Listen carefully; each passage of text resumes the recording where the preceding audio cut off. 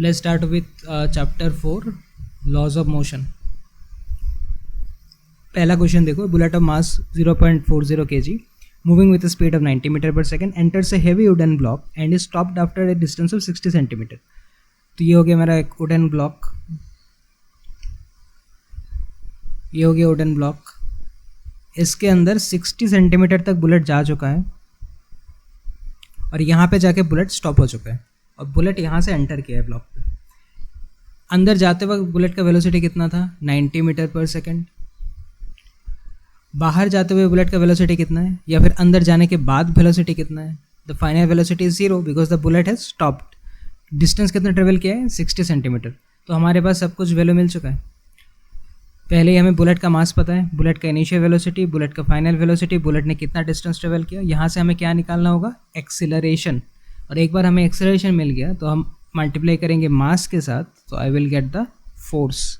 Because question में क्या पूछा है? Resistive force. फोर्स मतलब मास इनटू एक्सीलरेशन. बस यहाँ तक ख़त्म.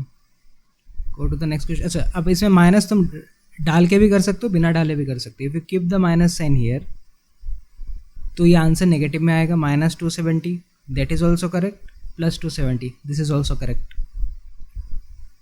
Next question.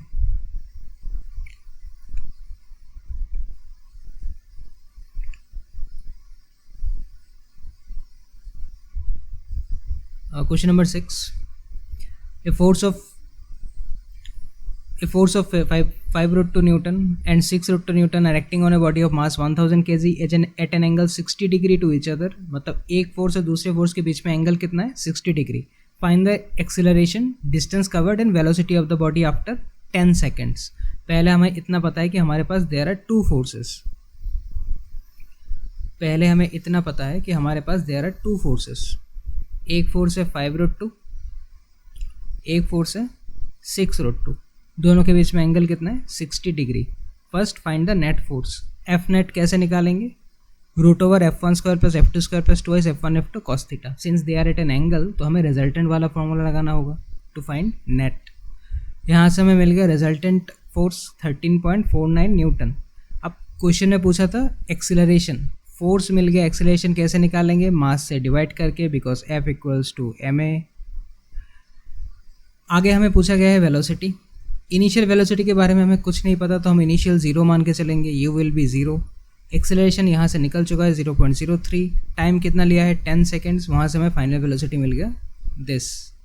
अब लास्ट में पूछा था distance. s = ut + ½ at². u = 0. u 0 होगा तो ये पूरा टर्म ही 0 मिलेगा. ½ a t कितना लेना है? 10 सेकेंड्स. क्वेश्चन में मैंशनड है. यहाँ से आ गया s.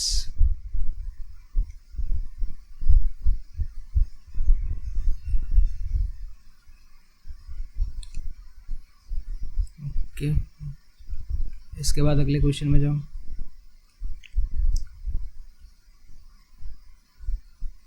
Next question, question number 7. A block of metal weighing 2 kg is resting on a frictionless plane. एक 2 kg का ब्लॉक है जो फ्रिक्शनलेस प्लेन के ऊपर है, मतलब प्लेन के साथ कोई फ्रिक्शन नहीं है. It is struck by a jet releasing water at a rate of 1 kg per second. इसको एक जेट से स्ट्रक किया गया है. यहाँ पे मान लो एक पानी का जेट लगाया गया है, यहाँ से फुल स्पीड में पानी निकल रहा है. यहाँ पे फुल स्पीड में पानी निकल रहा है. And what is the rate at which water is coming out? 1 kg per second. एक सेकंड में 1 kg पानी आके ब्लॉक को हिट कर रहा है. And at a speed of 5 metre per second. पानी कितने स्पीड से आ रहा है? 5 मीटर पर सेकेंड. याद रखना ये क्वांटिटी है. 1 kg पर सेकेंड ये स्पीड है. 5 metre per second. Calculate the initial acceleration of the block. तुम्हें इस ब्लॉक का एक्सेलरेशन निकालना है. एक्सेलरेशन. अब देखो, ऑब्वियसली सारे डाटा से हमें कंफ्यूज करेंगे, बट हम थोड़ा सिंप्लीफाइड फॉर्म में देखेंगे. एक साथ पूरे क्वेश्चन का देखोगे तो कन्फ्यूजन होगा. अगर हमें इसका एक्सेलरेशन निकालना है तो सबसे पहले क्या चाहिए होगा? इसका फोर्स. क्योंकि हमें पहले से ही ब्लॉक का मास पता है 2 kg, फोर्स नॉट नोन. तो पहले फोर्स निकालते हैं. ब्लॉक का फोर्स निकालने के लिए हम यूज़ करेंगे F = ma. बट ए तो क्वेश्चन में गिवन है नहीं, तो we will go with the next formula dp/dt, जहाँ पे p है मोमेंटम. तो यहाँ पे d d t of p के जगह आएगा एम वी। अब यहाँ से थोड़ा नीचे जाते हैं,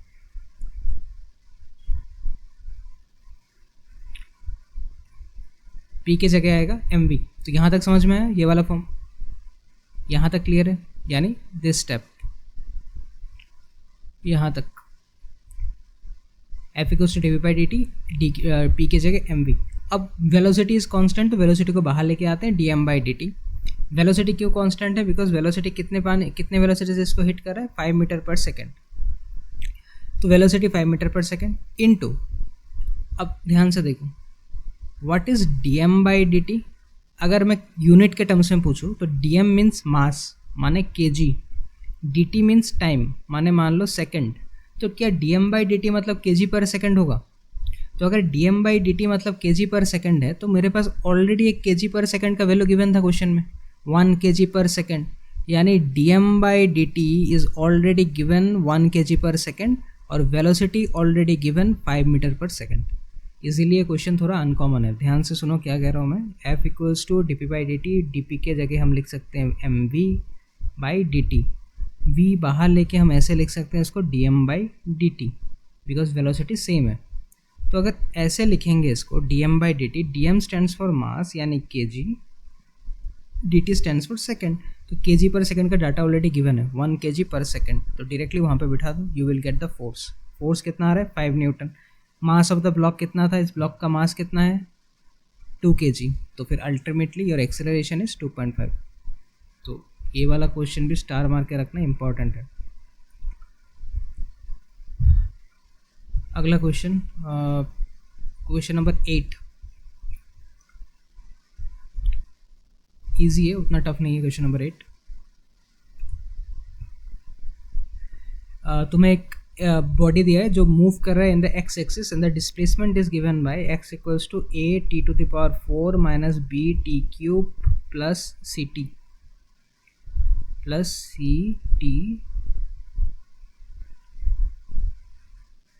ये गिवन है तुम्हारा डिस्प्लेसमेंट। तुम्हें पूछा है what is the force. Force निकालने के लिए हमें चाहिए एक्सेलरेशन, तो गिवन है डिस्प्लेसमेंट, इसका करेंगे d x by D t, displacement by time, it will give me velocity. फिर वेलोसिटी का करेंगे d we by D t, it will give me acceleration. बस इतना ही करना है क्वेश्चन में। देखो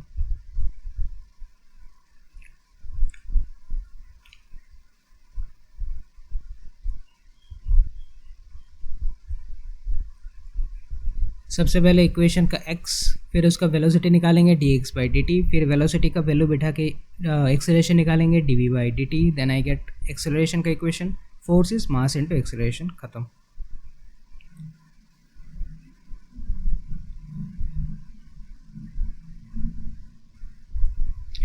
question number 5, a stone of mass 5 kg falls from the top of a cliff 50 metre high and buries 1 metre in the sand। तो 50 metre high एक Cliff है,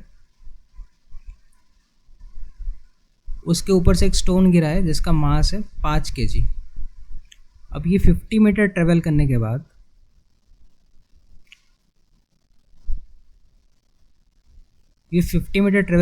ज़मीन के अंदर और कितना चला गया है? 1 मीटर, यानी स्टोन ज़मीन के अंदर इतना आ चुका है। 50 मीटर तो ट्रेवल किया ही है स्टोन ने, उसके नीचे और आ चुका है ज़मीन के नीचे 1 metre. Find the average resistive force offered by the sand and the time it takes to penetrate. तुम्हें यहाँ पे रेजिस्टिव फोर्स निकालना है एंड यहाँ से यहाँ जाने में कितना टाइम लगेगा, दैट इज द क्वेश्चन। अब देखो स्टोन का मास है 5 kg, डिस्टेंस कितना ट्रेवल किया? 50 मीटर। यहाँ से यहाँ ट्रेवल करने में एक्सेलरेशन कितना लग रहा है? g। इनिशियल वेलोसिटी कितना होगा? 0। यहाँ पे हमें निकालना होगा पहले फाइनल वेलोसिटी। हमें डिस्टेंस पता है, एक्सेलरेशन पता है, इनिशियल वेलोसिटी पता है, तो you can go with u square.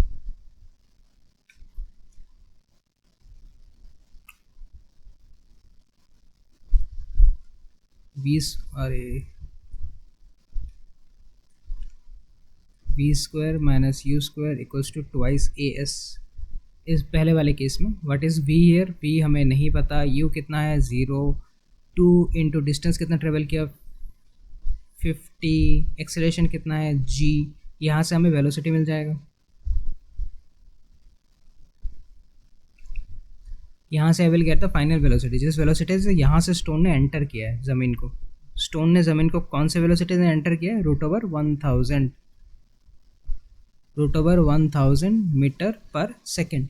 अब ज़मीन के अंदर जाने के बाद स्टोन का फाइनल वेलोसिटी कितना है? Final velocity is 0। कितना ट्रेवल किया है? 1 मीटर। तो हमें यहाँ से फिर से एक्सेलरेशन निकालना है। इन द सेकेंड पार्ट, ज़मीन के अंदर वाले हिस्से के लिए ज़मीन को एंटर किस वेलोसिटी से किया है? v इक्वल्स टू √1000 से। याद रखना है ज़मीन के अंदर का है, ज़मीन को एंटर किया है v 1000 से।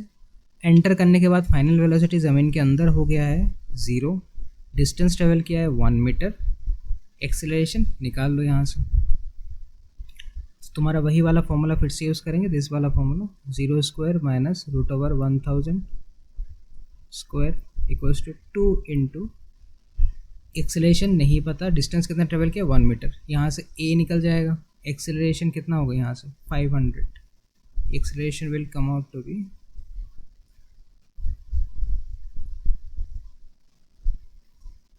यहाँ से सॉल्व करोगे इसका स्क्वायर हटेगा 1000 डिवाइडेड बाई 2 500, यानी acceleration will be 500 minus 500 metre per second square. यानी स्टोन को कितना रिटार्डेशन फेस हो रहा है? -500 मीटर स्क्वायर। तो फोर्स कितना लग रहा है? -500 इंटू स्टोन का मास 5 kg, तो -2500 न्यूटन।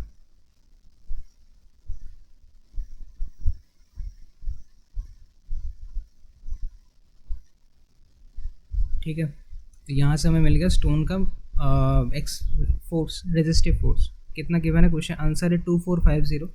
तो अगर 9.8 लेके करोगे तो 2450 आएगा, 10 मान के चलोगे जी को तो 2500 आएगा। अगला निकालना था हमें time, what will be the time taken. तो देखो, स्टोन ने ज़मीन को एंटर किया है with velocity √1000, final is 0, distance travel किया है 1 मीटर, एक्सेलरेशन हमारे पास है -500। अब इन सारे डाटा को यूज़ करके I can easily find t using v equals to u plus a t. v कितना है 0, u कितना है √1000, a कितना है -500 t। यहाँ से हमें t आराम से मिल जाएगा, तो ये माइनस उधर गया, so you will get -√1000 by 500 equals to t। तो ये आ गया तुम्हारा t का आंसर। √1000 को क्या लिख सकते हैं? 10√10 by 500 इक्वल्स टू t। ये आ गया तुम्हारा फाइनल आंसर। यहाँ पे छोड़ दो इसको, दिस इज योर t। तो घुमा फिरा के this is the question. Question number 5,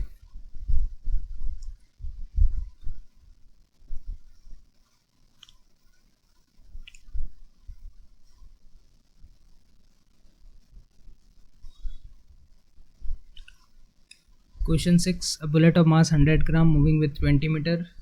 bullet का मास गिवन है 100 gram, moving with velocity given है 20 metre per second, strikes a wooden plank and penetrates 20 centimeter, find the resistive force। this one will be homework। ये अभी जो example किया हुआ है इससे पहले उसके जैसा है, तो example 6 will be homework।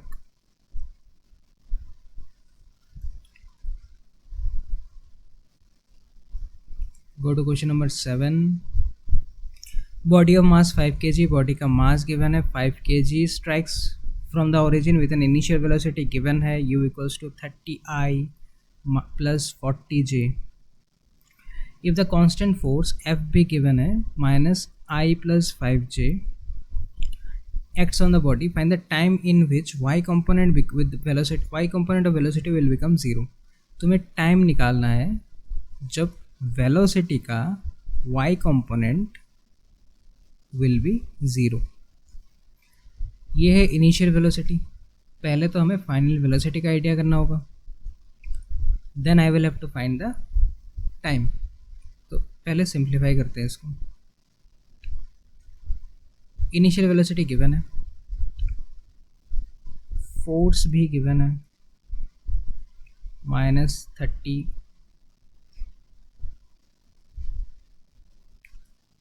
-i -5j। Force equals to m into a. m हमें पता है, m को यहाँ पे लेके जाते हैं। What is m? 5 kg। यहाँ से हमें मिल गया एक्सेलरेशन। अब तुम्हें एक्सेलरेशन पता है, इनिशियल वेलोसिटी पता है, हमें इतना पता है कि फाइनल वेलोसिटी में y component will be 0। That is according to question.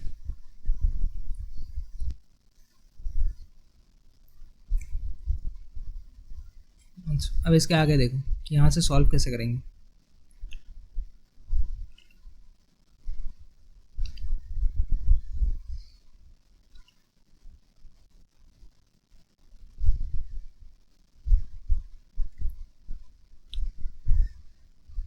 ध्यान से देखना, body of mass 5 kg, velocity का x कंपोनेंट है 30 इनिशियल का, वो इनिशियल का, and the y component is 40। Similarly अगर मैं कह रहा हूँ कि फोर्स इज -i + 5j और f के जगह आई कैन राइट m का वैल्यू है 5, तो a इक्वल्स टू m का वैल्यू 5 गिवन है क्वेश्चन में। 5 किलो का बॉडी था, a 5 अगर नीचे जाएगा तो -i/5, यहाँ पे माइनस होगा, sorry this will B -i/5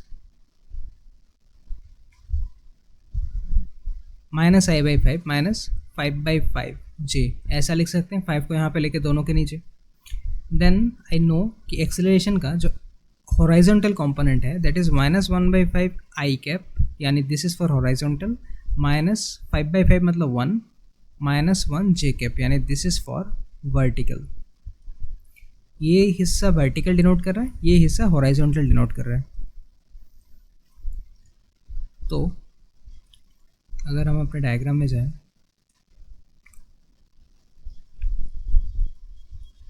तो हमें डायग्राम में जो इनिशियल वेलोसिटी मिला था जिसका वर्टिकल कंपोनेंट वाज 40, जिसका वर्टिकल कंपोनेंट वाज 40। सिमिलरली अगर एक्सेलरेशन को प्लॉट करें तो एक्सेलरेशन का horizontal component is -1/5 and the vertical component of acceleration is -1। हमें यहाँ से क्लियरली दिख रहा है हॉरिजॉन्टल का वर्टिकल कंपोनेंट इज -1। तो अगर मुझे क्वेश्चन में इतना बोला गया है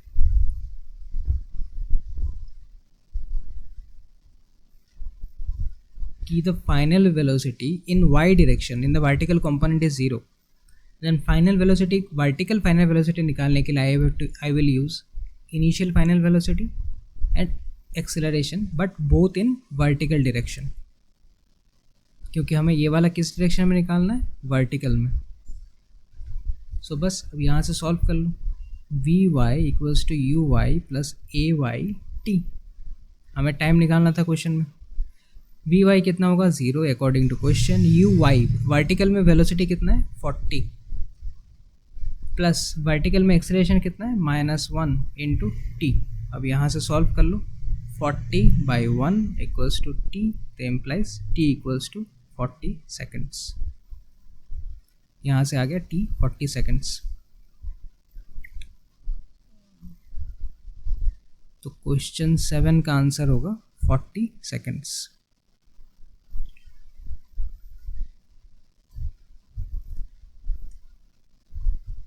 कन्फ्यूजन हो इसमें तो फिर से पूछ लेना, उतना मुश्किल नहीं है। क्वेश्चन नंबर 8,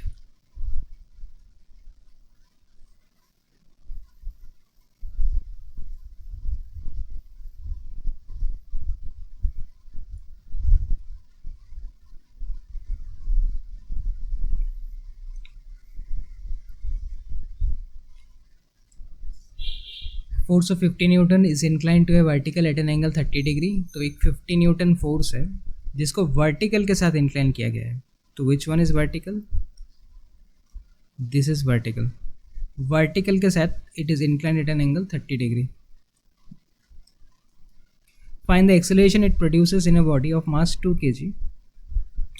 2 kg के बॉडी पे कितना एक्सेलरेशन ये क्रिएट करेगा? Which moves in horizontal direction. Body किस डायरेक्शन में मूव कर रहा है? इस डायरेक्शन में। तो ऑब्वियसली 50 न्यूटन बॉडी पे डायरेक्टली अप्लाई नहीं हो रहा है। अगर ये एंगल 30 है तो ये कितना होगा? 60, because the total angle is 90। तो ये 30 होगा तो ये 60। अगर ये 50 न्यूटन है तो ये वाला कंपोनेंट कितना होगा? This component will B theta touching. कितना थीटा को टच कर रहा है? 60 को टच कर रहा है, यानी 50 cos 60। then 50 cos 60 is this force along this direction. अब 50 cos 60 is the force applied on this body 2 kg that will provide with an acceleration a. तो m into a equals to force। यहाँ से तुम्हें क्या निकालना था? Acceleration a निकालना है बस। तो 50 cos 60 मतलब 1/2 इंटू यहाँ से 2 चला जाएगा तो 1/2 इक्वल्स टू a। यहाँ से काट दो 25/2, तो अल्टीमेटली a विल बी 12.5।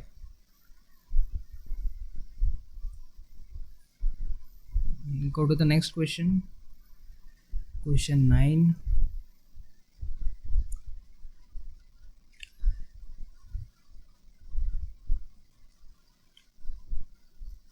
तो a ship of mass 3.87 kg and initially at rest can be pulled through a distance of 3 meter by means of a force of 5 into 10 to the power 4 Newton. The water resistance is negligible. Find the speed attained by the ship। तो मैं speed का final speed निकालना है। Ship का final speed. Ship का mass given है,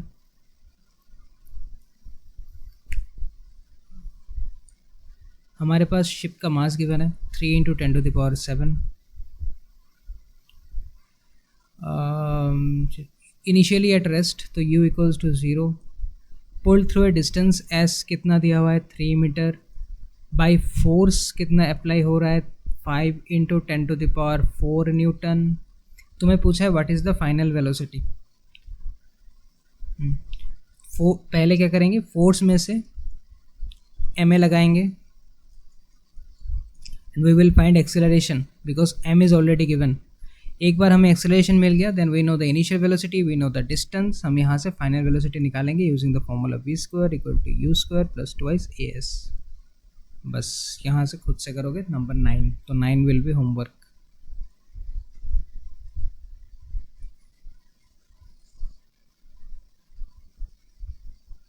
next question,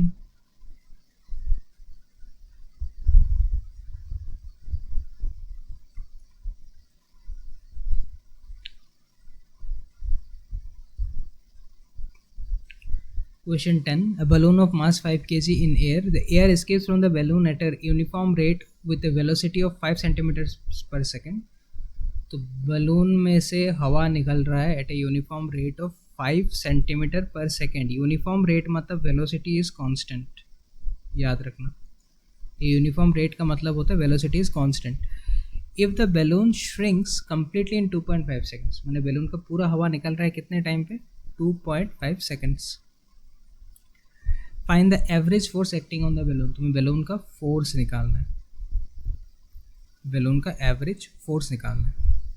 देखो obviously यहाँ पे m इंटू ए नहीं लगा सकते बिकॉज हमारे पास m पता है but we don't know the acceleration. तो हम जाएंगे कौन से रास्ते? मोमेंटम के रास्ते। तो पहले इतना काट देते हैं।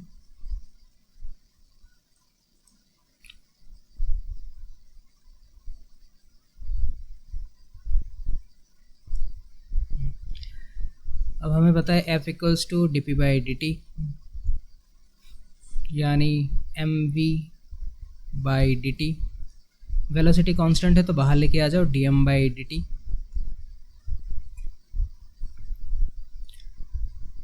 अब वेलोसिटी को कन्वर्ट कर लेते हैं या फिर बिना कन्वर्ट, अच्छा मेरे हिसाब से कन्वर्ट करके कर लो। तो 5 सेंटीमीटर पर सेकेंड, तो 5 सेंटीमीटर यानी 5/100 और पर सेकंड जो पर सेकंड है वो पर सेकंड रह सकता है, कोई प्रॉब्लम नहीं है। डीएम कितना है 5 ग्राम, तो 5/1000 चला गया in KG. And what is the time, dt कितना टाइम लगा है उसको श्रिंक होने में, 2.5 सेकेंड्स। तो बाई 2.5 सेकेंड्स।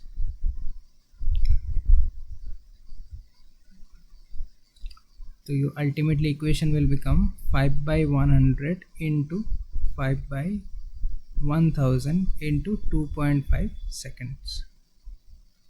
2.5 seconds। इसको सॉल्व करोगे you will get your force in terms of Newton। यहाँ पे सोल्यूशन देख सकते हो, F equals to dv by dt, dm v बाहर, dm by dt।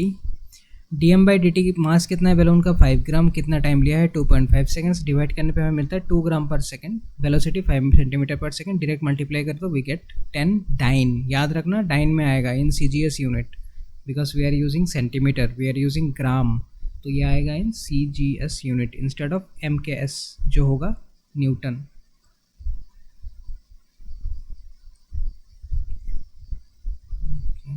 Next slide.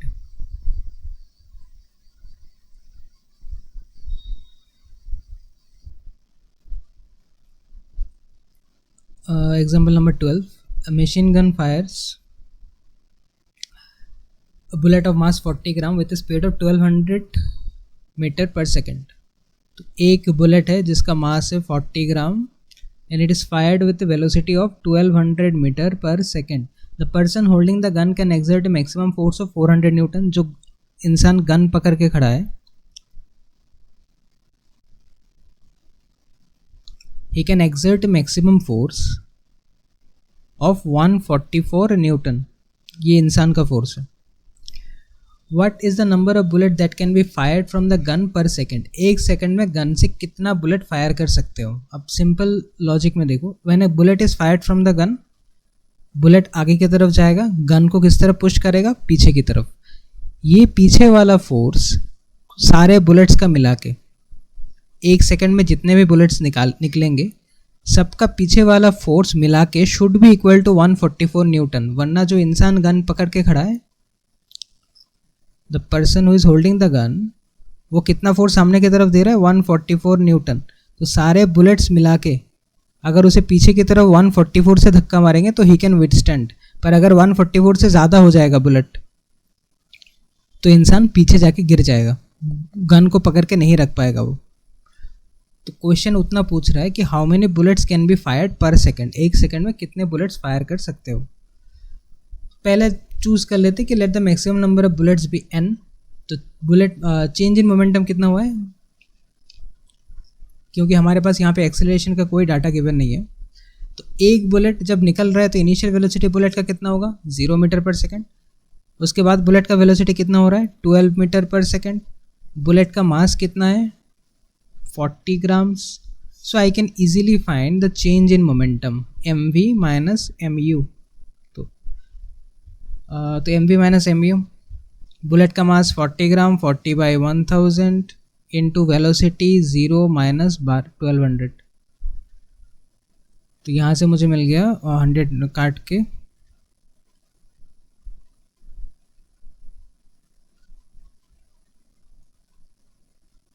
48 Newton negative, यानी मोमेंटम में चेंज कितना हो रहा है 48 न्यूटन। पर ये 48 न्यूटन कितने बुलेट्स कर रहे हैं, एक बुलेट, बिकॉज 40 ग्राम्स लिया है हमने, तो एक बुलेट कितना मोमेंटम चेंज हो रहा है 48 Newton.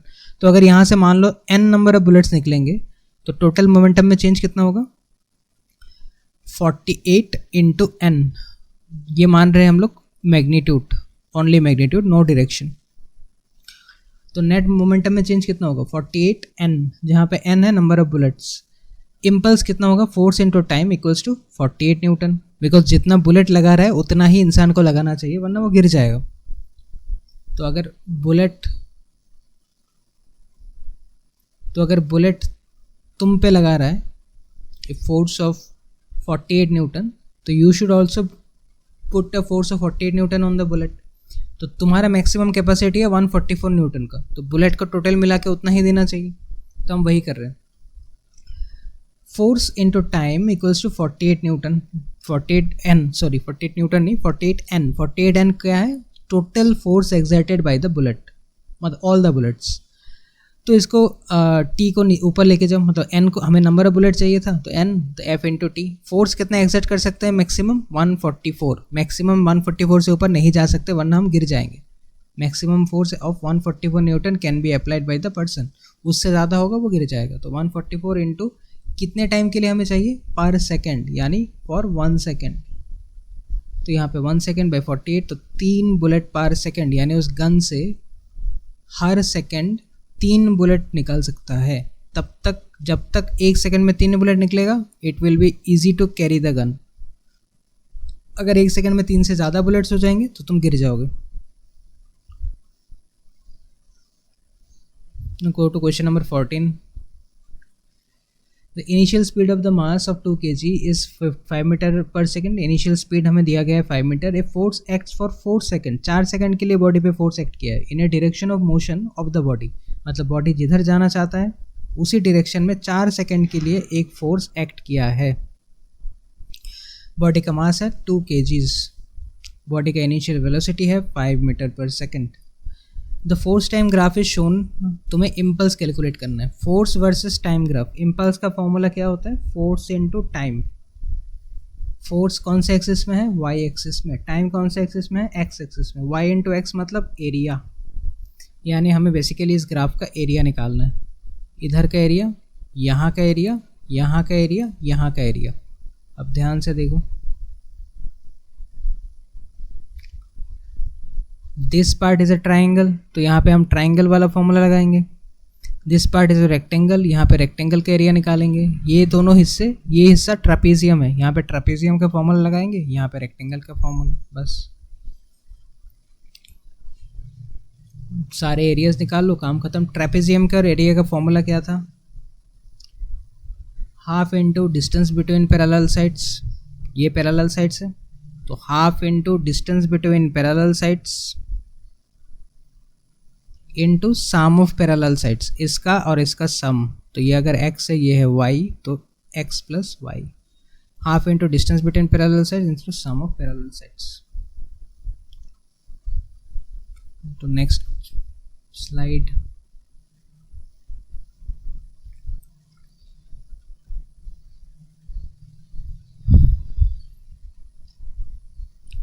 Two billiard balls of mass 50 gram in opposite direction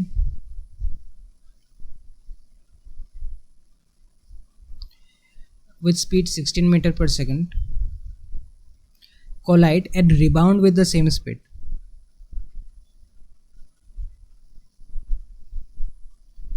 ये लोगों ने कोलाइड किया है फिर रिबाउंड किया है। रिबाउंड वर्ड का मतलब है सेम स्पीड से रिटर्न जाना, तो ये वापस रिटर्न जा रहे हैं with the same speed of 16 metre per second. 16 metre per second.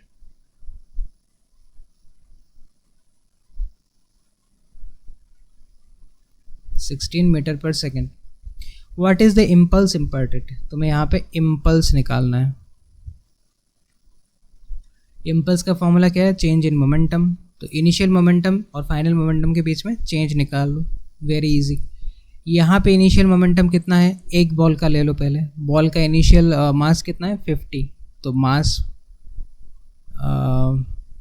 अच्छा मोमेंटम का फॉर्मूला लिखते हैं पहले, final minus initial.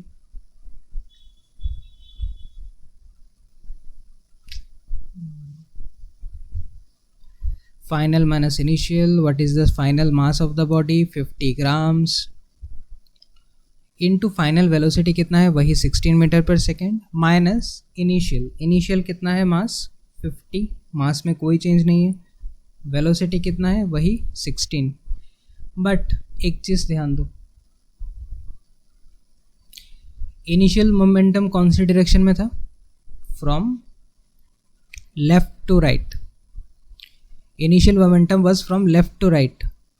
Final momentum कौन सी डायरेक्शन में है? From right to left.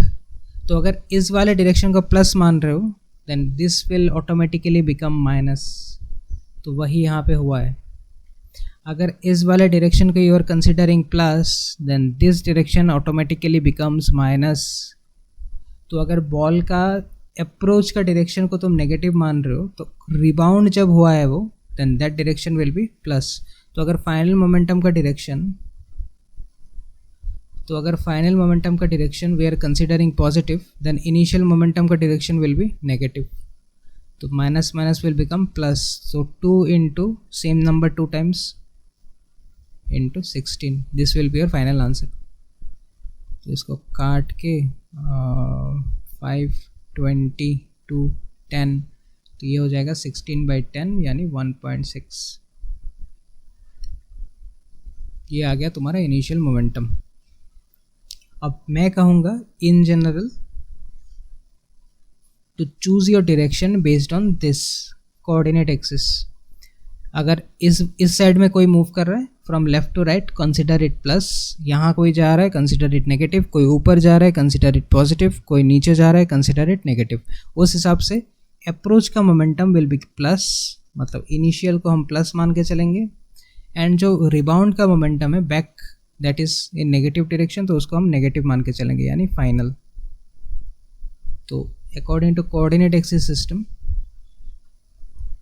इसको माइनस मानेंगे, इसको प्लस मानेंगे. बस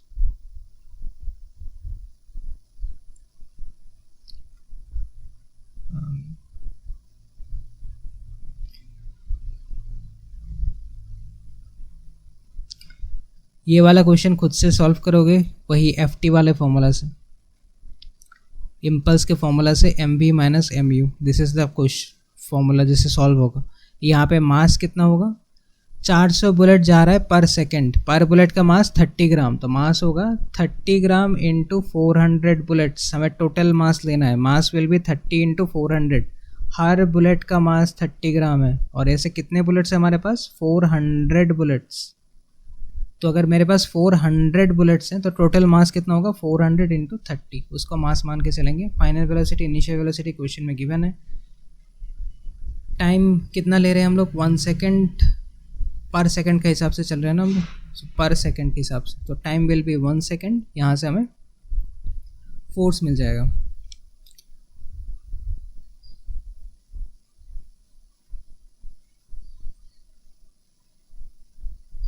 next question number 5. A ball of mass 20 gram hits a wall at an angle of 45 degree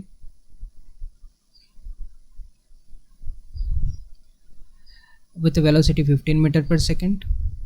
If the ball rebounds at angle 90 degree through the direction of incidence, जिस direction में incident किया है उसके 90 degree, यानी ball ऐसे आ रहा है, अगर इसके 90 डिग्री तुम्हें रिबाउंड करना है तो it will be like this.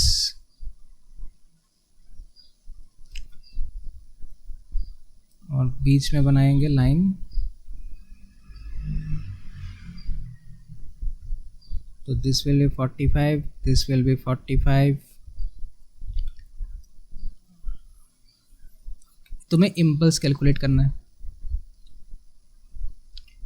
अब ये वाला क्वेश्चन क्लास में भी हुआ था, ध्यान से सुनना. इम्पल्स कैलकुलेट करने के लिए हमें देयर आर 2 डायरेक्शंस. फर्स्ट हम जाएंगे हॉराइजॉन्टल में, then we will do it for vertical. सारे हॉराइजॉन्टल वाले कंपोनेंट्स ऑरेंज से ड्रॉ कर रहा हूँ. अगर बॉल आ इधर रहा है तो इसका horizontal component will be like this, इसका horizontal component will be like this, theta touching. तो ये हो जाएगा 15 cos 45.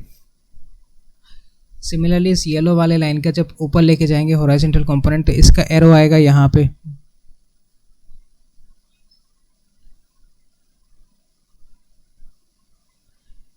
इसका एरो आएगा यहाँ पे इन ऑपोजिट डायरेक्शन. कितना एंगल है, 45. जहाँ कितने वेलोसिटी से रहा है, रिबाउंड्स यानी सेम वेलोसिटी. 15 cos 45. रिबाउंड्स का मतलब होता है सेम वेलोसिटी, जिससे आ रहे हो उसी से जा रहे हो. वर्टिकल कितना होगा, इसको अगर वर्टिकल में लेके जाएं तो this arrow will shift here, so this is vertical. Similarly नीचे वाले का vertical will be like this. तो हॉराइजॉन्टल में अप्रोच का मोमेंटम 15 cos 45 जा रहा है, 15 cos 45. वर्टिकल में इनिशियल होगा 15 sin 45, इसमें होगा 15 sin 45. सो जब नीचे हॉराइजॉन्टल के केस में इम्पल्स निकालेंगे, देन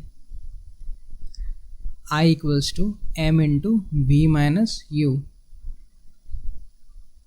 मास कितना है बॉल का 20 grams. What is the final velocity, final कौन से डायरेक्शन में जा रहा है, इस डबल येलो वाले लाइन की तरफ। Final is along this line, double yellow line. तो ध्यान से देखो, डबल येलो लाइन में, इस डबल येलो लाइन में the ball is going like this, यानी ये राइट से लेफ्ट में जा रहा है, यानी it is going in the negative direction. तो ये हो जाएगा माइनस वी। और आ कौन से डायरेक्शन में रहा था, इस डायरेक्शन में। This was the horizontal component of approach. ये पॉजिटिव डायरेक्शन होता है अकॉर्डिंग टू दिस एक्सिस। तो अगर ये पॉजिटिव डायरेक्शन है then this will be plus, this will be minus. ये माइनस होगा, ये प्लस होगा।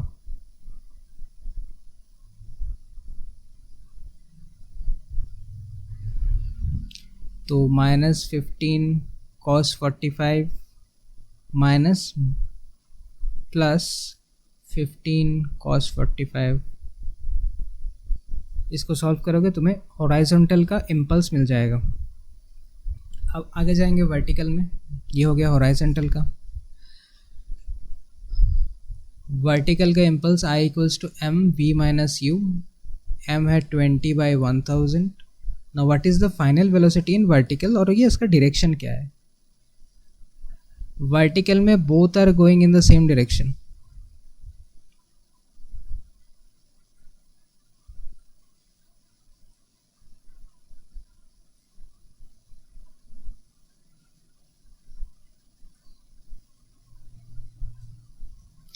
वर्टिकल में दोनों नीचे की तरफ जा रहे हैं। नीचे की तरफ जाना यानी नेगेटिव डायरेक्शन, नीचे की तरफ जाना यानी नेगेटिव डायरेक्शन होता है। तो वर्टिकल में बोथ आर गोइंग इन, ये भी नीचे जा रहा है, ये भी नीचे जा रहा है।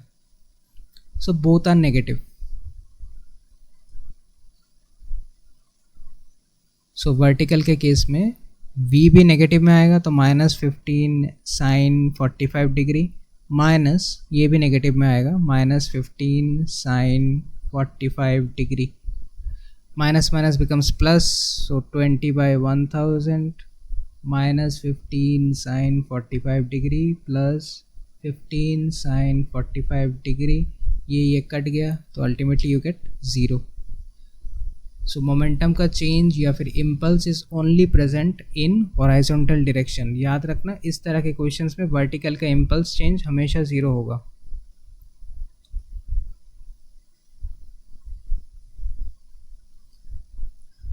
Question number 7 will be homework, खुद से ट्राई करना इसमें।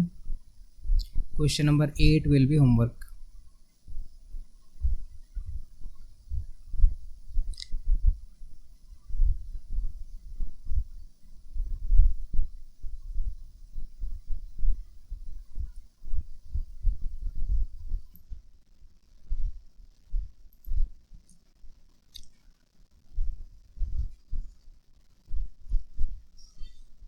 ओके, इसमें जब एलिवेटर वेज 4000 के, अच्छा elevator veg 4000 kg।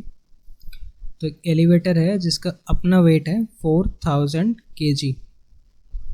When upward tension in the supporting cable is 48,000 Newton. इस केबल पर टेंशन कितना लग रहा है, 48,000 Newton. What is the upward acceleration, इस एलिवेटर पे अपवर्ड एक्सेलरेशन कितना लग रहा है, what is the upward acceleration. देखो सबसे पहले एलिवेटर का वेट कितना है 4000, तो इस पे नीचे mg कितना लगेगा, 4000 into G, it will be mg। अब एक्सेलरेशन अगर ऊपर लग रहा है, the elevator is moving up, तो दूसरा एक्सेलरेशन किधर लगेगा, नीचे की तरफ। If we move the elevator up, तो acceleration according to Newton's third law किधर लगेगा, नीचे। वो मैंने जो ये कह रहा था कि if you block is moved up, तो फोर्स किधर लगेगा, नीचे की तरफ। तो if the elevator is moving up, acceleration लगेगा नीचे, उसका फोर्स कितना होगा, m इंटू ए। तो नेट टेंशन मतलब upward force must be equal to all the downward forces, यानी tension must be equal to M A plus M G. Tension कितना है 48,000, एम कॉमन ले लो 4000 इंटू ए प्लस जी। यहाँ से ए निकाल लो, दैट इज़ द क्वेश्चन। ए आएगा 2.2। एक बार ए निकल गया, फिर पूछ रहा है कि starting from rest how far does it rise in 3 seconds. तो अगर एलिवेटर रेस्ट से स्टार्ट कर रहा है यानी एलिवेटर की इनिशियल वेलोसिटी 0 है, एक्सेलरेशन इस पे लग रहा है 2.2 जो यहाँ से हम सॉल्व करके निकालेंगे, और टाइम दिया हुआ है 3 सेकेंड्स, तो एलिवेटर कितना दूर ट्रेवल करेगा। तो हम फॉर्मूला यूज़ करेंगे s equals to U T plus half A T square. A यहाँ से डाल देंगे 2.2, time t seconds, 3 seconds given है, u इक्वल्स टू 0 बस। इसके बाद सेकंड नेक्स्ट क्वेश्चन,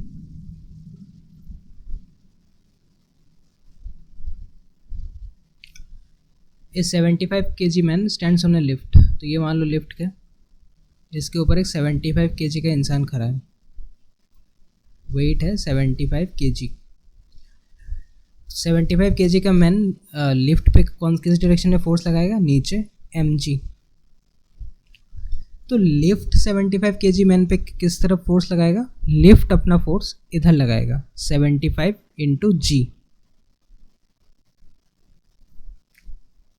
अगर मैन लिफ्ट पे फोर्स लगा रहा है mg नीचे की तरफ, तो लिफ्ट मैन पे फोर्स लगाएगा mg ऊपर की तरफ। mg कितना होगा, 75 into g. When the elevator starts moving upwards, अगर एलिवेटर अपवर्ड मूव करना स्टार्ट करेगा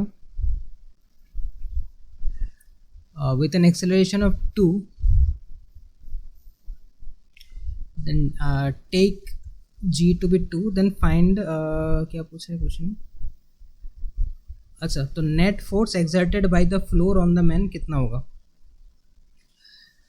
तो net force exerted by floor on the man, तो फ्लोर कौन से डायरेक्शन में फोर्स लगा रहा है, अपवर्ड। अपर डायरेक्शन में कौन कौन लग रहा है, फोर्स फ्लोर का 75 जी और एक्सेलरेशन का a। तो नेट अपवर्ड कितना लगाएगा, देखो फिर से दिखा रहा हूँ डायग्राम, ध्यान से देखना। ये हो गया लिफ्ट, ये हो गया मैन। मैन अपना mg लगा रहा है नीचे, lift is going up with an acceleration a, तो लिफ्ट का फोर्स किधर लगेगा, नीचे की तरफ ma। तो अगर लिफ्ट तो अगर नीचे net force ma into mg है, तो इन दोनों को बैलेंस करने के लिए लिफ्ट अपना फोर्स कौन से डायरेक्शन में लगाएगा, lift will put a force in this direction, normal force या रिएक्शन फोर्स, कुछ भी बोल सकते। तो ये नॉर्मल फोर्स और रिएक्शन फोर्स किसके इक्वल होगा, ma प्लस mg, मतलब the upward force will be equal to all the downward forces, वही होगा रिएक्शन फोर्स। अगर इसके इक्वल ना हो तो क्या होगा, अगर इक्वल ना हो तो लिफ्ट नीचे गिर जाएगा, it will not be able to go up।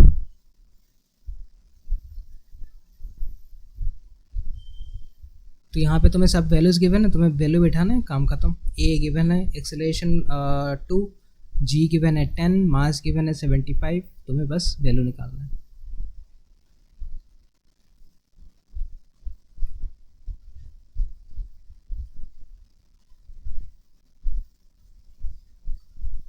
Question 6 and 7,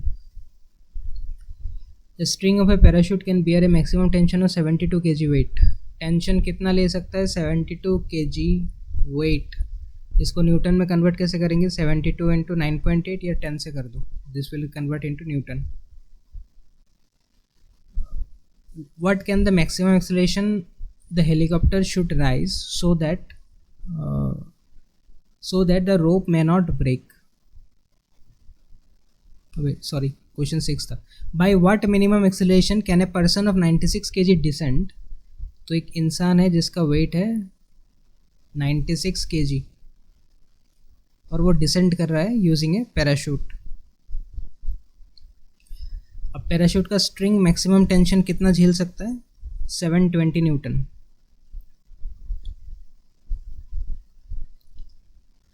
इंसान अपना वेट किधर लगा रहा है, नीचे, 96 इंटू जी mg।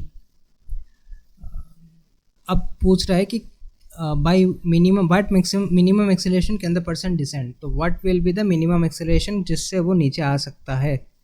तो सोच के देखो, अगर तुम नीचे आ रहे हो विद एक्सेलरेशन a, तो तुम पैराशूट पे फोर्स किधर लगा रहे हो, you are putting force in this direction. अब तुम्हें वो a का वैल्यू निकालना है।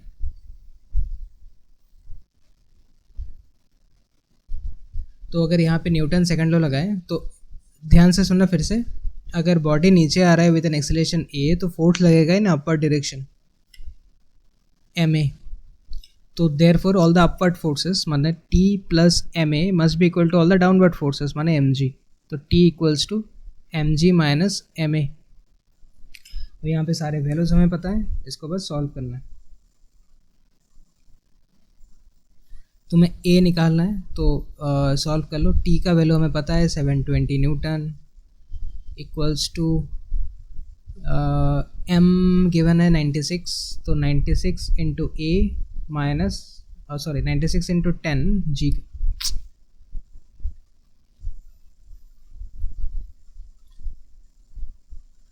इसको सॉल्व करेंगे तो टी का वैल्यू हमें पता है 720 equals to M is 96 into G is 10 minus 96 into A. इसको सॉल्व करेंगे हमें ए मिल जाएगा, यहाँ से ए निकालना है बस।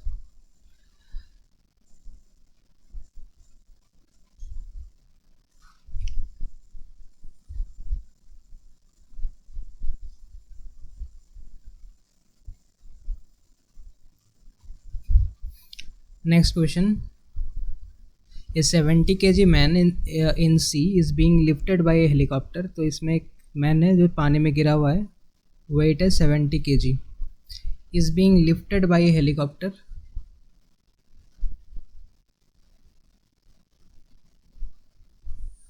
ये हो गया हेलीकॉप्टर, इससे हम लोग इसको लिफ्ट कर रहे हैं ऊपर, मतलब लिफ्टेड बाय मतलब net movement in upper direction. Is being lifted by a helicopter with a rope which can bear a maximum tension of 100 kg weight. ये रोप में टेंशन कितना ले सकता है maximum? This rope can maximum carry a tension of 100 kg weight, यानी 100 into 10 newton with maximum with what maximum acceleration should it rise. यहाँ पे ए का मैक्सिमम वैल्यू कितना हो सकता है, कहाँ तक ए का वैल्यू जा सकता है? तो यहाँ पे देख लो,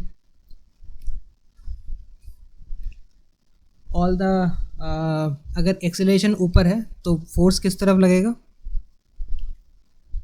इफ एक्सेलरेशन या net movement is in upper direction, हम ट्राई कर रहे हैं रोप को ऊपर ले जाने की, तो फोर्स लगेगा नीचे की तरफ। सो नीचे लग रहा है एम ए, नीचे एक और फोर्स लग रहा है एम जी, ऊपर कौन लग रहा है? टेंशन, यानी T equals to M A plus M G. बस यहाँ से सॉल्व हो जाएगा। इसको ऐसे भी देख सकते हो, अगर इस वाले टेक्निक में कंफ्यूजन लग रहा है तो ऐसे भी कर सकते हो। नेट एक्सेलरेशन कौन से डायरेक्शन में है? नेट एक्सेलरेशन या नेट मूवमेंट कौन से डायरेक्शन में हो रहा है? अपवर्ड। तो टी और एम जी में कौन जीतेगा? टी और एम जी के रेस में कौन जीतेगा? टी। तो T minus M G will be net force M A. वहाँ से भी हमें सेम इक्वेशन मिलेगा। तो बात दोनों कहानी में सेम है। अगर नेट एक्सेलरेशन ऊपर की तरफ है then the force will be downwards according to Newton's third law, या फिर you can also look it like this कि अगर बॉडी का नेट एक्सेलरेशन अपवर्ड है तो टी और एम जी में से टी का फोर्स ज़्यादा है, तो T minus M G equals to M A. Both the concepts will give you the same answer. तो यहाँ से सॉल्व करना, आंसर आ जाएगा। यहाँ पे सोल्यूशन दिया हुआ है 6 and 7। नेक्स्ट नंबर 10,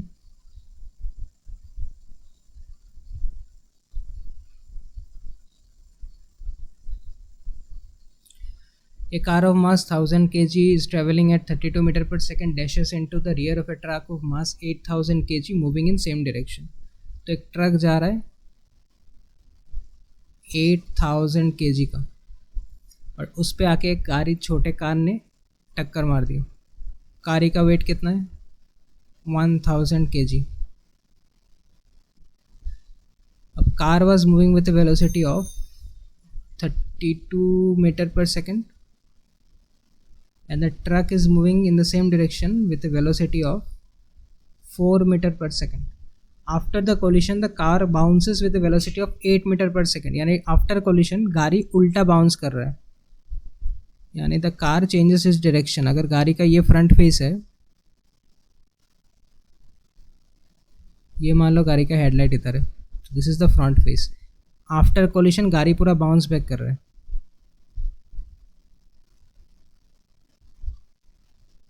कितने वेलोसिटी से?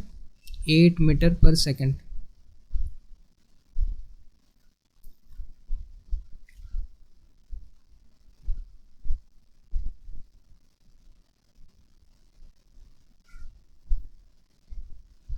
What is the velocity of the truck after the impact? तुम्हें इसका वेलोसिटी निकालना है, ट्रक का फाइनल वेलोसिटी निकालना है।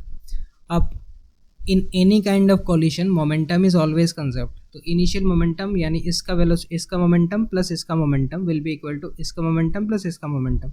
तो ट्रक कार का इनिशियल मान लेते हैं m1u1 प्लस ट्रक का इनिशियल मान लेते हैं m2u2 will be equal to car का फाइनल m1v1 प्लस ट्रक का फाइनल m2v2। गाड़ी का इनिशियल वेट पता है हमें 1000, इनिशियल वेलोसिटी 32, ट्रक का इनिशियल वेट 8000, इनिशियल वेलोसिटी 4, गाड़ी का final weight 1000, final velocity -8 because direction is changing. याद रखना इनिशियली डायरेक्शन इस डायरेक्शन में जा रहा था कार, रिटर्न इस डायरेक्शन में हो रहा है, तो डायरेक्शन चेंज हो गया। प्लस ट्रक का इनिशियल वेलोसिटी, ट्रक का मास हमें पता है 8000 इंटू वेलोसिटी नहीं पता, तो आ गया मेरा ये वाला इक्वेशन। यहाँ से सॉल्व करो, you will get the velocity of the truck.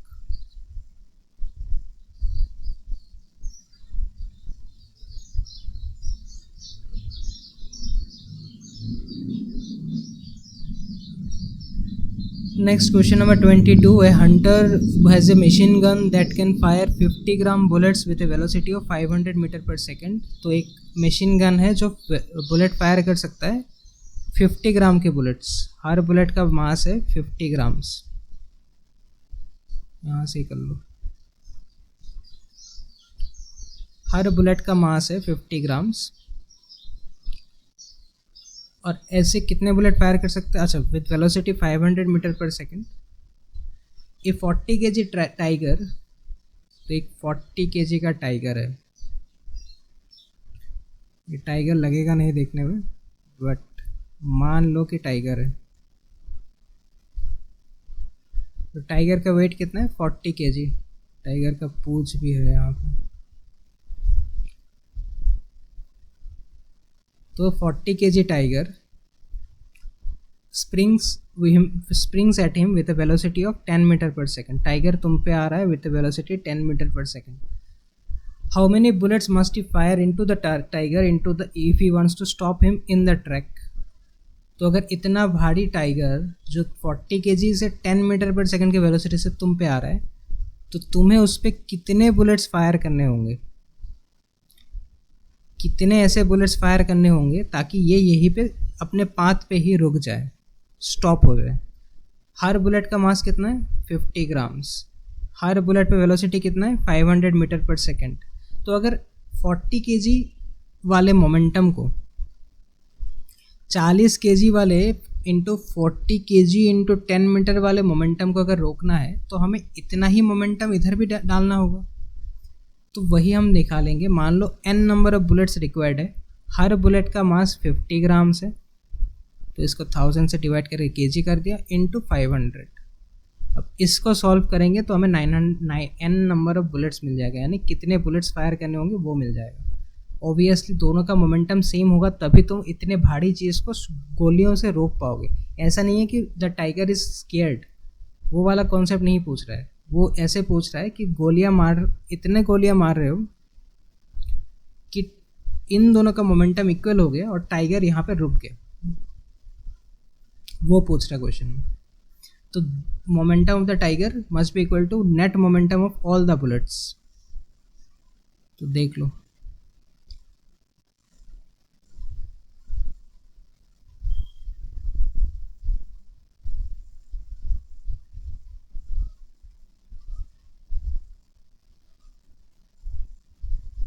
तो net momentum of the tiger m into V will be equal to n number of bullets into momentum of the each bullet, हर bullet का momentum into this.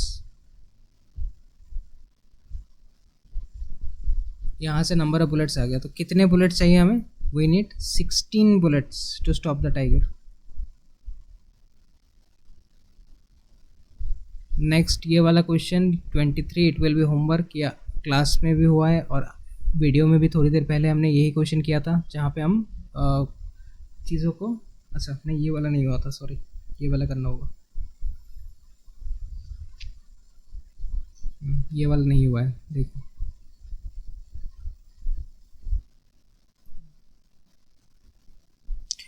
तो a body of mass 1 kg initially at rest, तो एक 1 kg का मास था that was initially at rest, it explodes into 3 pieces. ये 1 kg piece होके 3 टुकड़ा बन चुका है, 1 piece, 2 piece, 3 piece. In the masses in the ratio 1:2:3, यानी 1x, 1x, thrice x, यानी तुम्हारा जो 1 kg का मास था उसका 3 टुकड़ा हो चुका है, 1 part एंड 3 part. तो इसको 1x मान लो, इसको 1x मान लो, इसको 3x मान लो, यानी टोटल कितने पीसेस हो गए, 3 + 1 4 + 1 5. तो आउट ऑफ 5 पीसेस, मतलब आउट ऑफ 5 पार्ट्स, पीसेस नहीं, parts will be the right word, out of 5 parts of mass, पहले हिस्से को मिला है 1 पार्ट, इसको मिला है 1 पार्ट ऑफ मास, इसको मिला है 3 पार्ट ऑफ मास. यानी फॉर एग्जांपल अगर टोटल मास 5 kg का था और 5 kg बस 5 kg का मुझे 3 पार्ट मिला, इसको 1 पार्ट मिला, इसको 1 पार्ट मिला, इसको माने it would be 3 kg, it would be 1 kg, it would be 1 kg. तो this is the concept of ratio. अगर 1:3 में डिवाइड हो रहा है, यानी टोटल आउट ऑफ 5 पार्ट्स एक को मिला है 1 part, another got another 1 part, और एक को मिला है 3 पार्ट. अब आगे जाते हैं. तो there are 3 pieces, 1x, 3 thrice x and 1x. तो ये वाला पीस ब्रेक होकर 3 टुकड़ा में डिवाइड हो चुका है. तो 1 is going like this, another is going like this, another is going like this. तो इसका वेलोसिटी m1, साथ में v1, this is m2 v2, this is m3 v3, m3 v3. अब हम मान के चलते हैं कि अगर यहाँ पे लाइन ड्रॉ करेंगे तो since these two masses are equal, ये 1x है, ये भी 1x है. फॉर एग्जांपल मान लेते कि ये दोनों मासेस आर इक्वल, तो अगर यहाँ से एंगल ड्रॉ करेंगे तो these two angles will be equal because the masses are equal. तो अगर हम मान लें कि m1 मेरा 1x है, m2 भी 1x है, तो ये दोनों बीच में जो एंगल होगा that is 90, it will be equally divided into 45 and 45. Question में देखो बोल के दिया है the 2 pieces of equal masses fly off perpendicular to each other, यानी इन दोनों के बीच में एंगल कितना होगा, 90, परपेंडिकुलर टू ईच अदर. बीच में काटोगे तो 45 45 विथ स्पीड ऑफ 30 मीटर. तो इसका वेलोसिटी भी गिवन है 30, इसका भी वेलोसिटी गिवन है 30, यानी v1 v2 is given 30. v3 का वेलोसिटी हमें नहीं पता.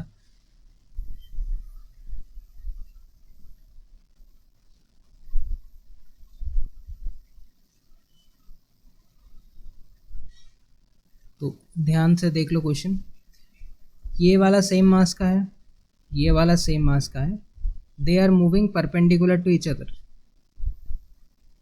90 डिग्री के एंगल से जा रहे हैं. तो इनको अगर बीच में काटोगे तो it will create 45 and another 45. And there is this third piece जिसका वेलोसिटी है थ्राइस एक्स, सॉरी जिसका मास है thrice X. This is 1x, this is 1x. It is moving with velocity 30 metre per second, this is also moving with 30 metre per second. इसका velocity हमें नहीं पता, question mark. अब ध्यान से देखो, अगर 1 kg को 1:1:3 में डिवाइड करोगे तो ये 1 पार्ट है, 1 पार्ट आउट ऑफ 5 पार्ट, ये 1 पार्ट है, 1 पार्ट आउट ऑफ 5 पार्ट, ये 3 पार्ट है, 3 part out of 5 part. Total कितना मास था, 1 kg, 1 kg, 1 kg. Then first part का mass is 1/5 kg, second part will be equal to 1/5 kg, third part will be equal to 3/5 of a kg. तो हमें तीनों का mass पता है. देन m1 and m2 1/5 of a kg मतलब 0.2 kg और 3/5 ऑफ ए kg मतलब 0.6 kg. तो हमें तीनों का मास मिल चुका है. हमें तीनों का मास मिल चुका है. 1/5 ऑफ ए kg मतलब 0.2 kg होता है, and this is 0.6 kg. Divide करके चेक कर लेना. अब according to question momentum should be conserved, तो सारे मोमेंटम को एक लाइन पे लेके आ जाओ। Since these two are in different direction, ये और इसका डायरेक्शन डिफरेंट है, तो उनको सेम डायरेक्शन में लेके आना है। तो इनका जो डायरेक्शन डिफरेंट है उसको सेम डायरेक्शन में या सेम लाइन में लेके आएंगे।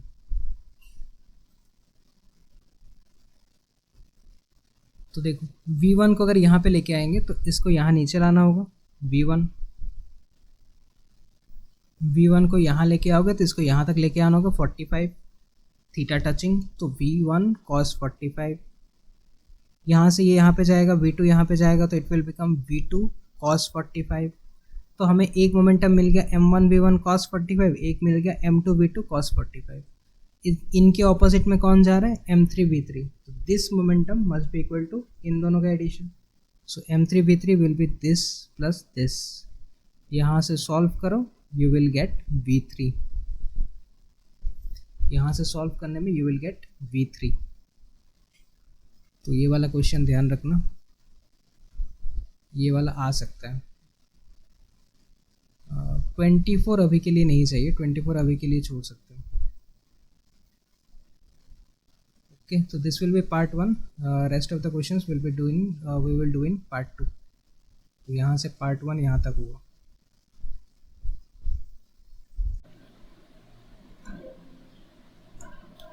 तो पहले question number 5, A bullet of mass 7 gram hits on a 7 kg block and after impact the velocity of the bullet and the block is 7 centimeter per second। यानी हम मान के चलेंगे कि आफ्टर इम्पैक्ट ये बुलेट 7 kg वाला bullet, sorry 7 ग्राम वाला bullet इस ब्लॉक के अंदर है। बुलेट का मास कितना है, 7 ग्राम, ब्लॉक का मास कितना है, 7 kg, and the whole thing is moving with 70 centimetre per second.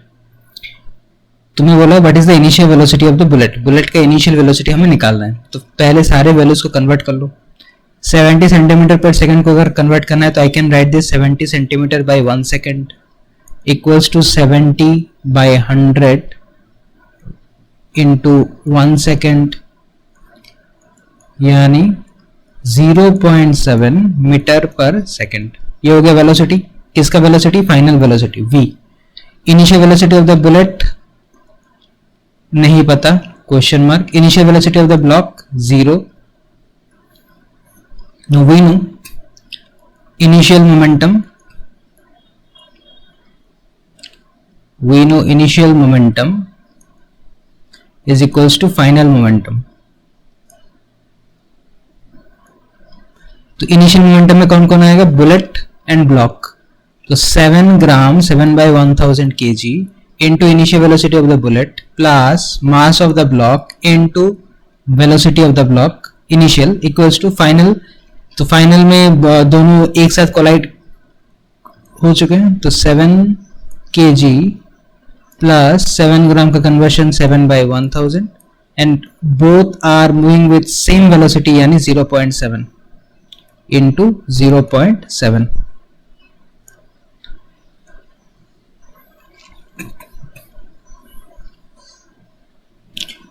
तो अगर इसको सॉल्व करोगे तो it will look like this.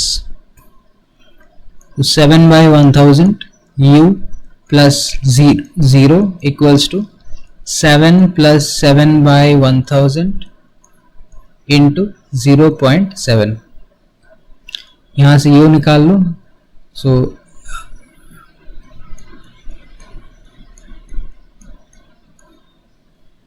into 7 by 10 into 1000 by 7, 7 7 7 7, 100 अंदर मल्टीप्लाई कर लो तो 700 प्लस यहाँ से कट के बचेगा 7 by 10 implies 700 plus 0.7 equals to 700.7 metre per second. ये हो गया मेरा final velocity of the bullet. Similarly question 6 और 7 they are the same type of question. Question 6 में भी फाइनल वेलोसिटी, फाइनल में सब कोलाइडेड है, दे आर टुगेदर। क्वेश्चन 7 में भी टुगेदर। तो क्वेश्चन 6 में भी ट्रक, पहला truck after collision with the second truck they collide together, यानी दोनों साथ में चल रहे हैं. After collision they are both moving together. तो एक मास कंसिडर करोगे तो तुम्हारा इनिशियल मोमेंटम आएगा, यहां पे आएगा final momentum. Similarly question 7, a neutron of mass this moving with this collides with a deuteron of this. तो पहले आएगा न्यूट्रॉन, फिर deuteron, and then after this they become one, और दोनों एक ही वेलोसिटी से जा रहे हैं. तो इसका इनिशियल इनटू इसका इनिशियल इक्वल्स टू इसका फाइनल, यानी initial momentum equals to final momentum. So 5, 6, 7 खुद से ट्राई करना.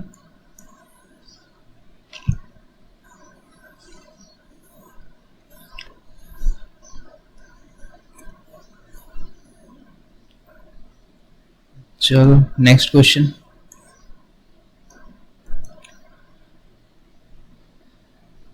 (32) ध्यान से देख लो.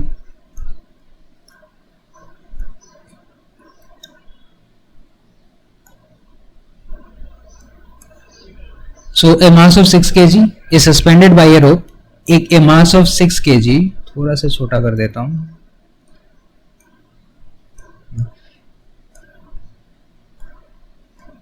A mass of 6 kg is suspended by a rope of length 2 metre. तो ये 6 kg का मास है और इस रोप का टोटल लेंथ कितना है 2 मीटर, यानी यहां से लेके यहां तक. This whole rope is 2 metre. This whole rope is 2 metre. यहां से लेके यहां तक 2 metre. A force of 50 newton in horizontal direction is applied at the mid point. ये 50 न्यूटन का force in horizontal direction is applied at the mid point of the rope.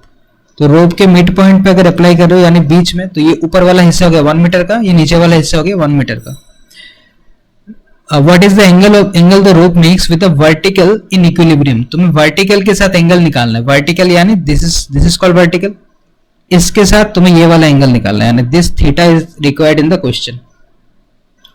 Question में ये theta पूछा है. अब देखो यहां से बहुत इजी है.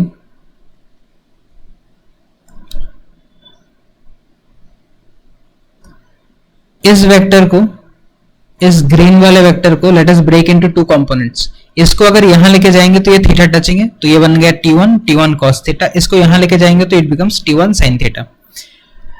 इस वाले पार्ट का टेंशन हो गया T1,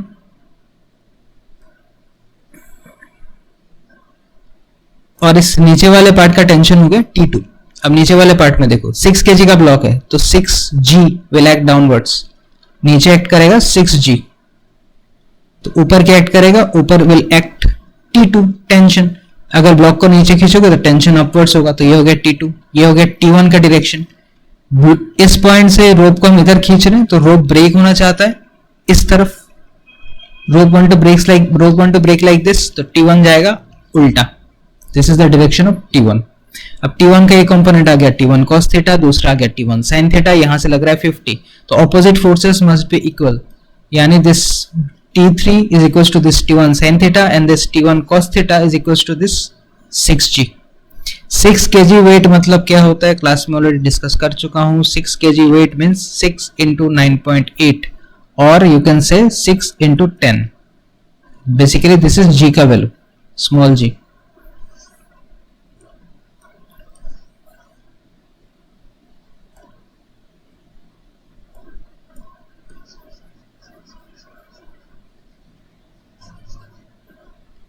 अच्छा, तो यहां से देख लो T1 sin theta equals to T3 T1 cos theta equals to this. यहां पे लोगों ने G का वैल्यू कितना लेके किया है question, G equals to 10 metre per second. वहां से हमें this divided by this because T1 का वैल्यू नहीं पता, तो लेट्स कैंसिल T1. तो T1 कैंसिल, तो sin theta by cos theta becomes tan theta. 50 by 60 becomes 5/6. यहां से थीटा मिल गया हमें दिस. और वही थीटा क्वेश्चन में पूछा था, यही थीटा क्वेश्चन में पूछा गया था. बस next slide. A ball of mass 1 kg Hanks in equilibrium from 2 strings OA and OB. तो ये एक स्ट्रिंग हो गया OA, वहां पे एक स्ट्रिंग है OB. What are the tension in strings O and OB, तुम्हें टी ओ ए और ओबी में टेंशन निकालना है। बॉल का मास कितना है 1 kg, तो अगर बॉल यहाँ पे रखोगे 1 kg का मास का तो बॉल नीचे खींचेगा with 1 into g that is 10 Newton. ये वाला रोप इधर ब्रेक होने का ट्राई करे तो टेंशन इस तरफ, ये यहां से ब्रेक होने का ट्राई करे तो टेंशन इस तरफ, इसको बोलेंगे T1, this is our T2। अब according to Lami's theorem, according to Lami's theorem क्या होता है, force by sine of opposite angle, force by sine of opposite angle. तो यहां पे देखो ये T1, what is the opposite angle of T1 150, तो T1 बाय साइन 150, दिस इज 10 न्यूटन, 10 न्यूटन का ऑपोजिट एंगल कौन सा है 90, तो 10 न्यूटन बाय 90।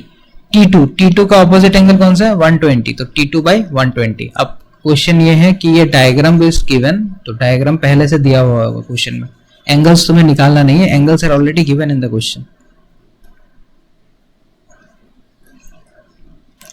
तो according to Lami's theorem we get this, यहां से हमें मिल गया कि T1 sin 30 by T2 sin 60 equals to 10 by 1।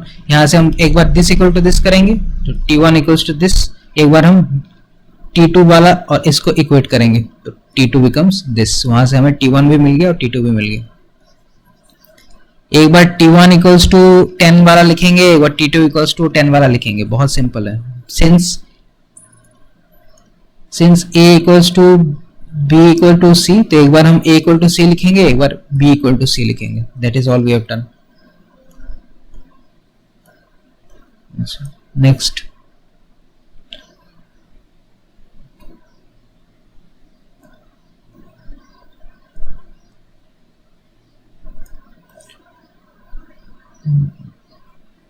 अच्छा question number 1 will be homework. ये ऐसा क्वेश्चन आज अभी किया है थोड़ी देर पहले।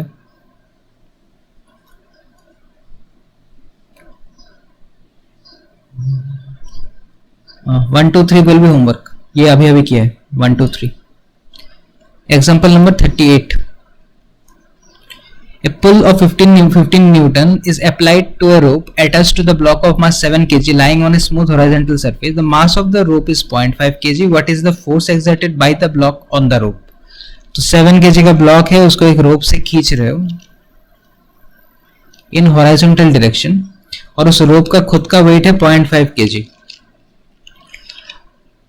और उसको कितने फोर्स से खींच रहे हैं 15 न्यूटन। अब रोप का वेट को, सिंस रोप के वेट कैलकुलेट करना हमें इजीली नहीं आता, तो हम एक काम करेंगे, ब्लॉक कितने का है 7 kg, रोप कितने का है 0.5। मान लो मैंने रोप के मास का एक यहाँ पे छोटा सा डॉट लगा दिया, एक बॉल ऐड कर दिया यहाँ पे रोप के मास का, तो अगर रोप के मास का बॉल ऐड यहाँ पे ऐड कर दोगे, अगर रोप के मास का बॉल यहाँ पे ऐड कर दोगे,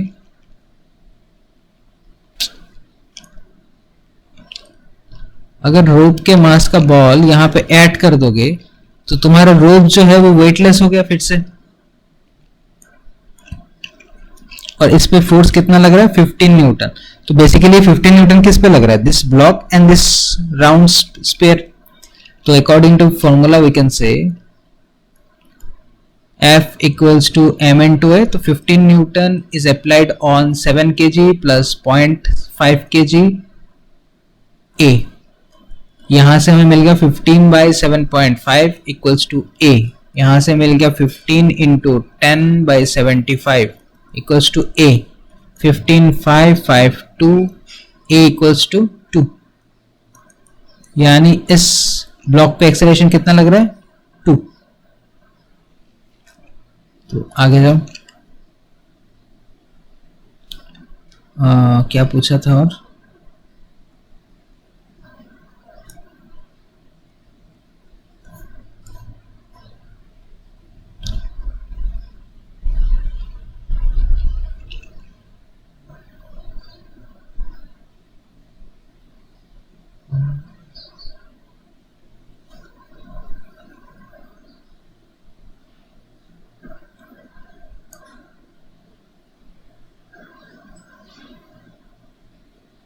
हाँ अच्छा रिएक्शन फोर्स, मतलब टोटल फोर्स पूछा था एक और पार्ट में। अच्छा देख लो, तो तुम रोप पे कितना फोर्स लगा रहे हो, बेसिकली जस्ट अगर सिर्फ रोप का बात करें, ठीक है, मतलब बाकी से everything else is gone, just रोप।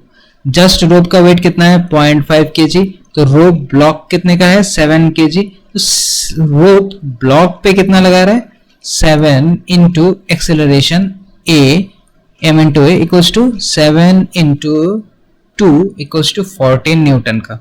तो रोप सिर्फ बॉक्स पे कितना लगा रहा है 14 न्यूटन। अपना वेट पे हम नेग्लेक्ट अभी के लिए छोड़ रहे हैं, अपना वेट वाला बाद में करेंगे।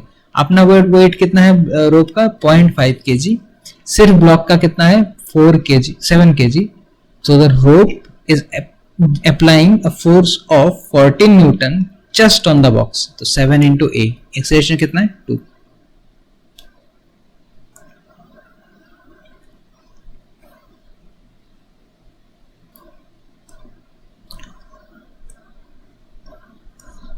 अच्छा 19 वाला क्लास में हो चुका है, एक बार चेक कर लेना, या तो फिर से कंफ्यूजन है तो फिर से बोल दूंगा, but 19 is already done in the class.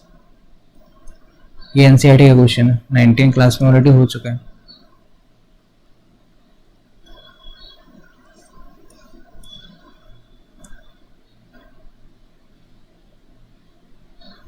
Question 44। अच्छा तो पहले इस पे आते हैं, question number 1 then 2 then 5। Question number 1, a mass of 21 gram, तो एक 21 ग्राम का मास है, is attached to a string of 70 centimetre length, तो 70 सेंटीमीटर का string is wheeled around in a horizontal circle, तो इसको एक होराइजेंटल सर्कल में से घुमाया जा रहा है। अब जब होराइजेंटल सर्कल में इसको घुमाओगे तो इसके बाहरी तरफ लगेगा सेंट्रीफ्यूगल फोर्स, तो सेंट्रीफ्यूगल फोर्स इस तरफ लगेगा mv²/r, और क्योंकि ये बाहर जाना चाहता है तो टेंशन लगेगा इस तरफ T, तो according to formula T equals to mv²/r implies T equals to m। अब हमें V का एक फॉर्मूला मिल चुका है पहले, V equals to R into omega, जहाँ पे ओमेगा है रोटेशनल वेलोसिटी, तो V को लिख सकते हैं R ओमेगा, तो स्क्वायर आएगा तो R² omega square by R, R cancel, तो M R ओमेगा स्क्वायर, एक R कैंसिल। ये हो गया टाइम पीरियड का फॉर्मूला।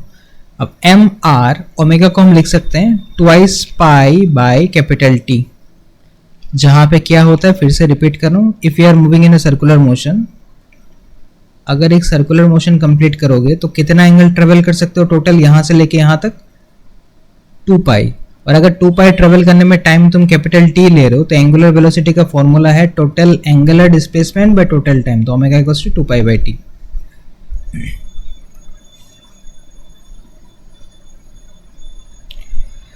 अब इस क्वेश्चन में इसमें टाइम पीरियड कितना गिवन है 2 सेकंड्स, तो हमें T का वैल्यू 2 सेकंड पता है, मास पता है, रेडियस ऑफ द रिंग पता है, रेडियस कितना है 70 सेंटीमीटर, मीटर में कन्वर्ट करेंगे, मास कितना है 21 ग्राम, उसको केजी में कन्वर्ट करेंगे, तो 21 बाई 1000 इंटू रेडियस 70 सेंटीमीटर, तो 70 by 100 into 2 pi by capital T है 2 seconds whole thing square.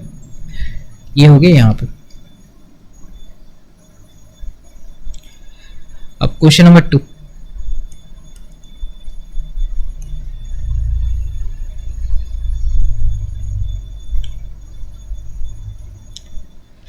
Stone of mass 4 kg attach to a string, तो अब 4 kg का मास है जिसको अटैच किया गया है स्ट्रिंग ऑफ 10 मीटर, उसको भी हॉरिजॉन्टल सर्कल में मूव किया जा रहा है।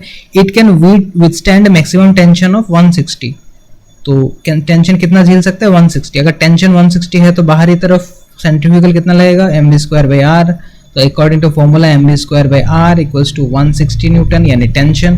हमें वेलोसिटी पूछा है, what will be the maximum velocity, तो बस साइड चेंज कर लो, v² equals to 160 into radius, radius कितना है 10 metre divided by mass, what is the mass of the block 4 kg, इसको रूट ओवर कर दो तुम्हें v मिल जाएगा।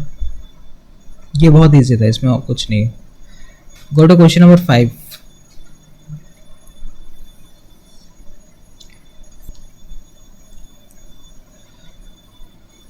Next example 73. A car of mass 1500 kg is moving with a speed of 12.5 meter per second on a circular path of radius 12 meter. radius 20 meter on a level road, what should be the frictional force between the car and the road so that the car does not slip? What should be the value of coefficient of friction? तो ये question देख लो एक बार. तो एक car है जो circular road पे travel कर रहा है, तो सर्कुलर रोड पे अगर गाड़ी जा रहा है तो यहाँ पे कार हो गया, यहाँ पे कार हो गया. अब कार की तरफ बाहर लगेगा सेंट्रीफ्यूगल फोर्स, इस डायरेक्शन पे लगेगा friction. These two should be equal, यानी friction should be equals to centrifugal force. तो मेरा friction should be equals to centrifugal force mv²/r. Friction का फॉर्मूला क्या है? Mu into normal force. कारी का मास अगर m है तो नीचे कितना लगेगा? mg. तो नॉर्मल फोर्स लगेगा ऊपर, तो mg, n equals to mg. Then ultimately mu equals to this. Side change बस. अगर f इक्वल टू mv²/r है तो बस दिस इज द प्रूफ नहीं है ये, sorry, non numerical. Next one.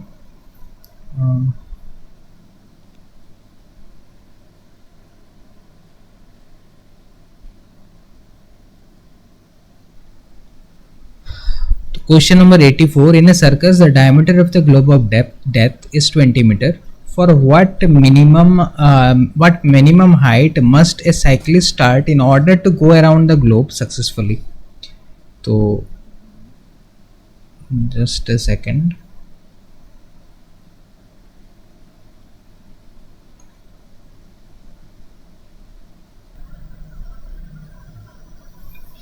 तो ऐसा मान लो कि there is a globe of depth. Globe of depth मतलब एक सर्कुलर शेप है, ग्लोब है, स्फेरिकल शेप.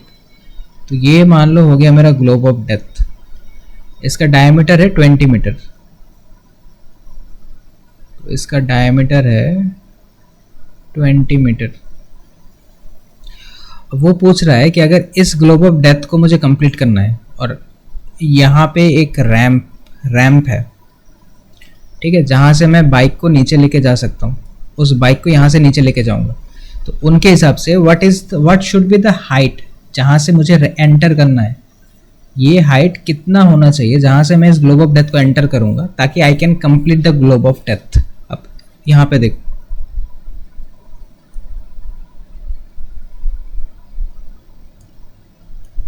अगर इस ग्लोब ऑफ डेप्थ को मुझे एंटर यहाँ से करूँगा तो मैं यहाँ से होते हुए ऐसे घूम के I can complete the globe of depth.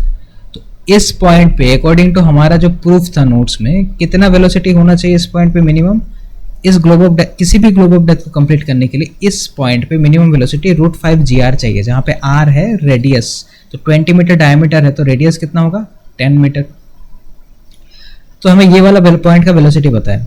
अब जरा सोच के देखो, अगर यहाँ से मैं स्टार्ट कर रहा हूँ तो I am at a height h from the ground. तो इस पॉइंट पे मेरा पोटेंशियल एनर्जी कितना है मेरे पास? mgh. जैसे ही मैं यहाँ से यहाँ तक आ जाऊँगा, पूरा h हाइट कंप्लीट कर लूँगा, so all my potential energy will be converted into kinetic energy. तो यहाँ पे मेरे पास काइनेटिक एनर्जी कितना बचेगा? ½ mv². तो अगर यही mgh ½ mv² में कन्वर्ट हुआ है तो हमें पता है ½ mv² equals to mgh. mm काट दो, साइड को चेंज करो, इक्वल्स टू √2gh. यानी अगर मैं h हाइट से स्टार्ट कर रहा हूँ तो मेरा पोटेंशियल एनर्जी अगर mgh है तो यहाँ आते आते काइनेटिक में बन जाएगा वो ½ mv², और वेलोसिटी कितना मिलेगा मुझे? √2gh. अब अगर मुझे इस सर्कल को कंप्लीट करना है तो अकॉर्डिंग टू आवर फॉर्मूला मुझे इतना वेलोसिटी मिनिमम चाहिए, और मुझे वेलोसिटी कितना मिल रहा है? √2gh. अगर सर्कल मैंने कंप्लीट किया है, ही है, सो आई कैन कॉन्फिडेंटली से कि मेरा √2gh और √5 gr का वैल्यू इक्वल है, वरना सर्कल मुझसे कभी कंप्लीट ही नहीं होता. तो मेरा √2gh इक्वल्स टू √5 gr. तो वही √2gh इक्वल्स टू √5 gr. यहाँ से हमें h मिल गया 25 मीटर. यानी ये वाला कितने हाई ये बिल्डिंग या टावर होना चाहिए? 25 मीटर का हाइट होना चाहिए. अगर वहाँ से मैं रिंग में एंटर करूँगा तो I can easily complete this loop. ये हो गया ये वाला क्वेश्चन 31. एंड उसके बाद 32 दो डेफिनेशंस हैं, इनिशियल फ्रेम ऑफ रेफरेंस और non inertial frame of reference. ये तो कोई भी फ्रेम ऑफ रेफरेंस जो एक्सेलरेटिंग है यानी मूविंग है उसको बोलते हैं नॉन इनर्शियल, और जो भी यूनिफॉर्म वेलोसिटी से मूव कर रहा है या फिर स्टेशनरी है, ऐसे फ्रेम को बोला जाता है इनर्शियल फ्रेम ऑफ रेफरेंस. बस इसी के साथ लॉज ऑफ मोशन ख़त्म हो गया तुम लोगों का। अगले वीडियो में वर्क, पावर एंड एनर्जी का मिलेगा।